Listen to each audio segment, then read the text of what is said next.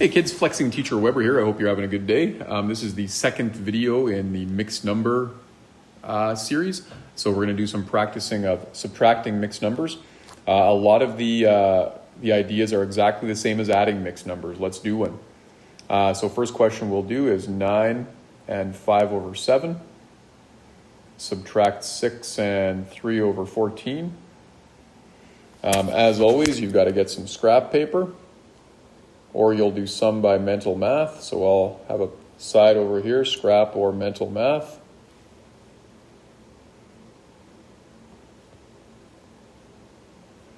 And we'll skip count. Our denominators are 7 and 14.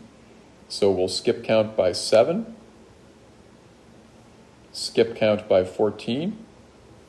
And lo and behold, your LCD is 14.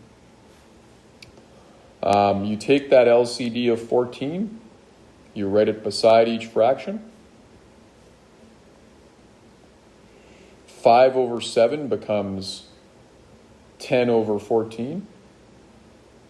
And 3 over 14 stays the same. Now you can subtract these fractions. 10 take away 3 is 7 over 14. And 9 take away 6 is 3 over 3. Reduce to lowest terms by dividing the numerator and denominator by 7, and you get 3.5. And there's your answer in lowest terms. Now, there are some differences we need to look at. So you might get a question like this: 8 subtract 5 1/3. Now, some of you might solve this by mental math.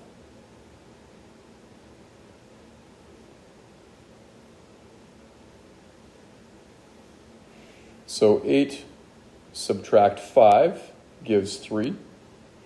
And then 3 subtract 1/3 gives 2 and 2/3.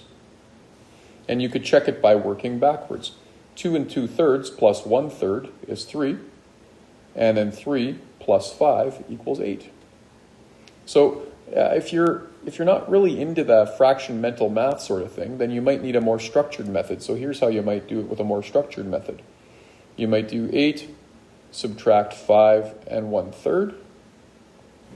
Now, right up in this area, typically there's nothing there to subtract 1/3 from.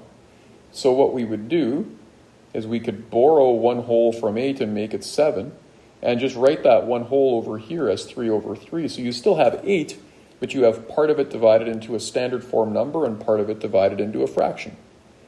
And then you can just subtract the parts. 7 minus 5 is 2, and 3 over 3 minus 1 over 3 is 2 over 3. Either way you slice it, you get the same answer. So we're going to use that idea of borrowing now for a couple of questions, and that's probably the trickiest thing to look out for when subtracting. So question number 3, we'll have 9 and 1 over 9 minus 7 and 2 over 3. And we'll divide our page into scrap or mental math.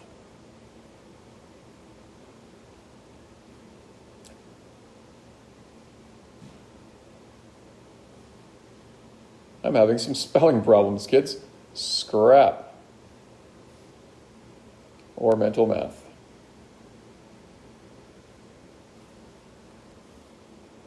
So scrap or mental math.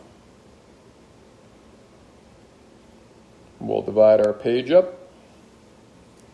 We'll look at our fractions here. 9 and 1/9 minus 7 and 2/3. Well, we have denominator 9 and 3. Most kids are getting these denominators by mental math, so I'll start with 9 and 3. Usually better to skip count with the smaller number. 3, 6, 9. First multiple of 9 is 9, so the LCD is 9. Write both fractions with the LCD.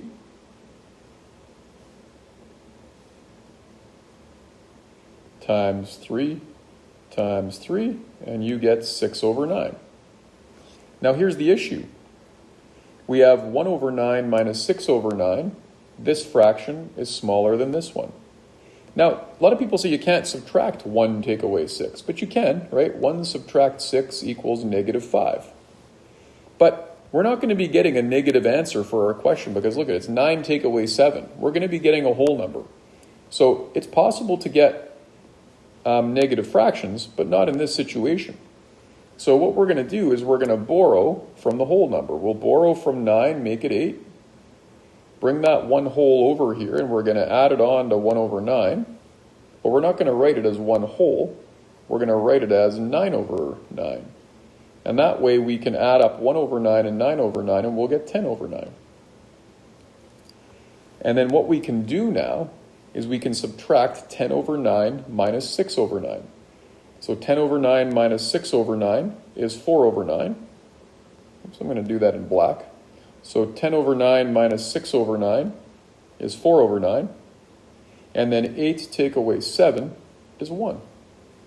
And the answer we get is 1 and 4 over 9. Let's look at one more of those. So the next one, 6 and 1 over 8 minus 4 and 3 over 4. And we'll divide our paper into scrap or mental math.